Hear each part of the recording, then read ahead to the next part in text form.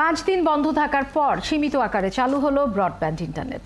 এর আগে মঙ্গলবার রাতেই অগ্রাধিকার বিবেচনায় প্রথম ধাপে ব্যাংক, বিদ্যুৎ, কূটনৈতিক এলাকা ও গণমাধ্যমে ইন্টারনেট দেওয়ার কথা জানান ডাক, টেলিযোগাযোগ ও আইসিটি প্রতিমন্ত্রী।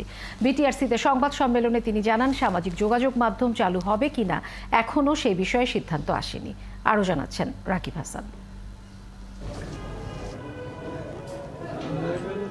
পুরে নিঃশেষ হয়ে যাওয়া এই ছোট্ট কক্ষটি দেখে বোঝার উপায় নেই এটি শহরের সবচেয়ে গুরুত্বপূর্ণ 3টি ডেটা সেন্টারের একটি।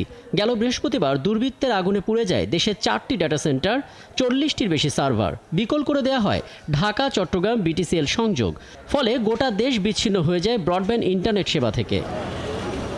5 দিন ধরে ইন্টারনেট সংযোগ পুনঃস্থাপনের চেষ্টা করে সরকার। পরিস্থিতি কিছুটা ভালোর দিকে আসতেই বিটিআরসিতে সংবাদ সম্মেলন ডাকেন আইসিটি প্রতিমন্ত্রী। জানান, রাতেই আসছে ইন্টারনেট, তবে পরীক্ষামূলকভাবে।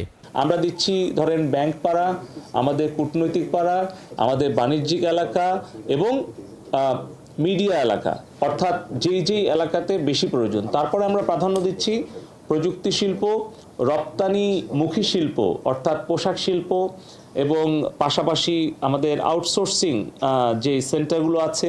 তবে সোশ্যাল মিডিয়া চালু করা কিংবা মোবাইল ইন্টারনেট চালুর বিষয়ে এখনো সিদ্ধান্ত হয়নি, জানান প্রতিমন্ত্রী। সামাজিক যোগাযোগ মাধ্যমের বিষয়টি এখন আমি নিশ্চিত বলতে পারছি না যে কতটুকু আমরা আসলে কতটুকু এটাকে অ্যালাউ করতে পারবো বা কতটুকু আমরা এটা পুনঃস্থাপন করতে পারবো।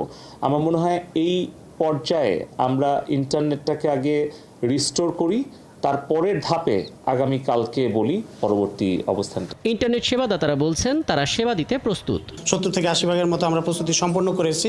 বাকিটুকু হয়তো কালকে পরশুর মধ্যে হয়তো বাকি নেটওয়ার্ক ইনফ্রাস্ট্রাকচারের যে সমস্যাটা সেটা আমরা সমাধান করতে পারবো। কিন্তু আমরা এখন ওই পর্যায়ে আছি যে আমরা কাস্টমারকে সার্ভিস দেওয়ার মতো পর্যায়ে আমরা এখন কিন্তু চলে এসেছি। বৈঠকে গুজব থেকে দূরে থাকতে সবাইকে অনুরোধ জানান আইসিটি প্রতিমন্ত্রী। কিংবা আমাদের টেলিকম। রাকিব হাসান, 71, ঢাকা।